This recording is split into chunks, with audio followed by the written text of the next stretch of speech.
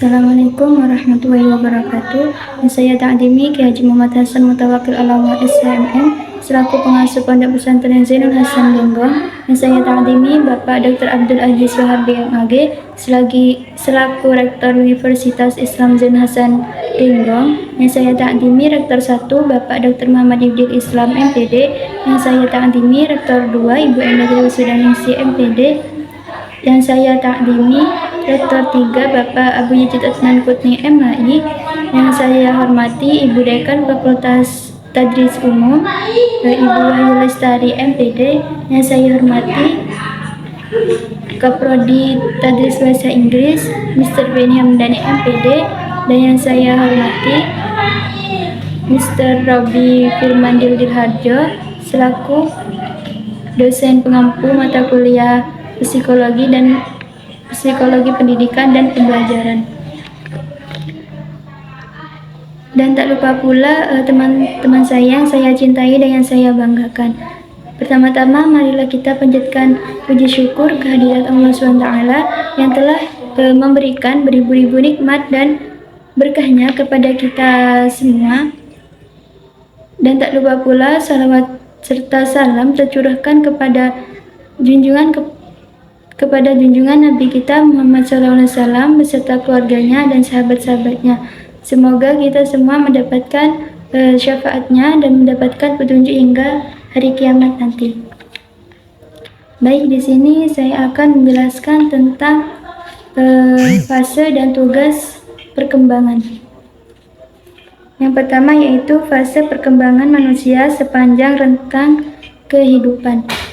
Perkembangan manusia sepanjang rentang kehidupan dibagi menjadi beberapa fase utama, yaitu perubahan fisik, kognitif, sosial, dan emosional.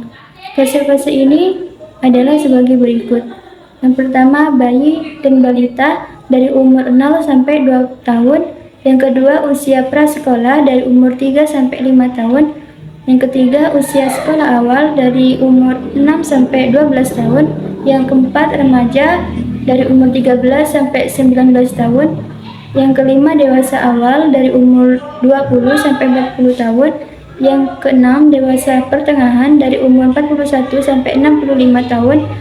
Dan yang ketujuh, lansia dari umur 65 tahun ke atas.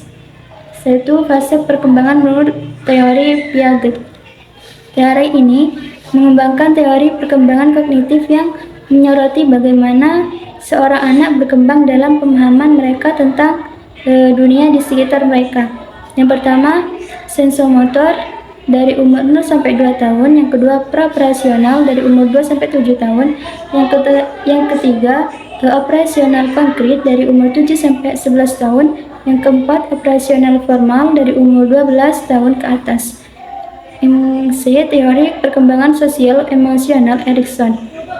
Erik Erikson, seorang psikolog perkembangan terkenal, mengembangkan teori ini, yaitu menurut perkembangan sosial emosional yang memusatkan perhatian pada perubahan-perubahan yang terjadi dalam aspek sosial dan emosional sepanjang rentang kehidupan individu.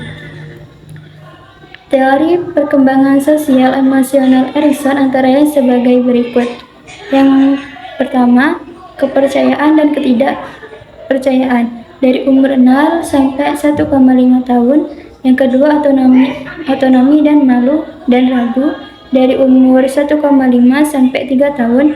Yang ketiga, inisiatif dan rasa bersalah dari umur 3 sampai 6 tahun. Yang keempat, usaha untuk kompetensi dan rendah diri dari umur 6 sampai 12 tahun. Yang kelima, identitas dan bingung peran dari umur 12 sampai 18 tahun. Yang keenam, intimasi dan isolasi dari umur 18 sampai 40 tahun.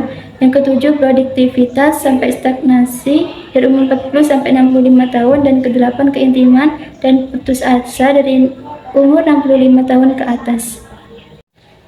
Yang D, implikasi fase perkembangan dalam konteks pendidikan.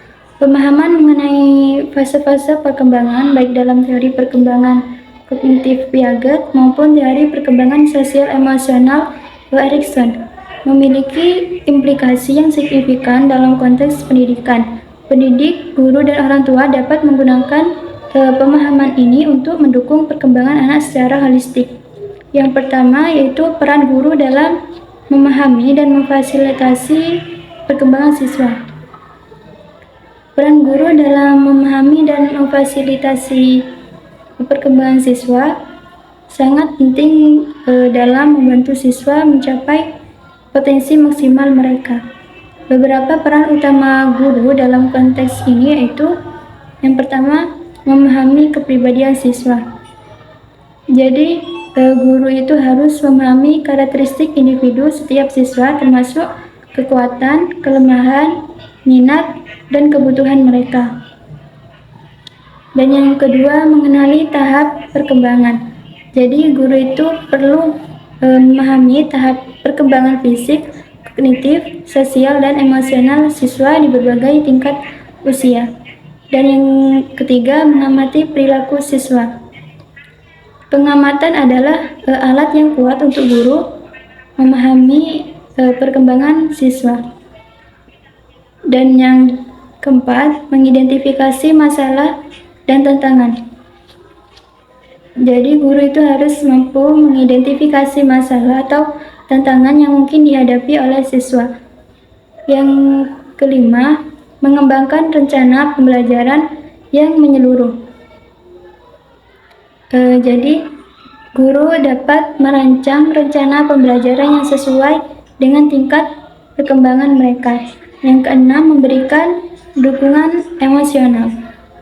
Guru harus menjadi pendengar yang baik dan memberikan dukungan emosional ketika siswa menghadapi stres. Dan yang ketujuh, mendorong pertumbuhan guru memiliki peran penting dalam mendorong siswa untuk mencapai potensi penuh mereka. Yang kedelapan, memfasilitasi pembelajaran kolaboratif. Guru dapat membantu siswa mengembangkan keterampilan sosial dan kolaboratif dengan mendorong kerjasama dalam kelompok. Dan yang kesembilan, melibatkan orang tua dan wali. Jadi guru juga harus berkolaborasi dengan orang tua dan wali siswa untuk memahami lebih baik perkembangan anak-anak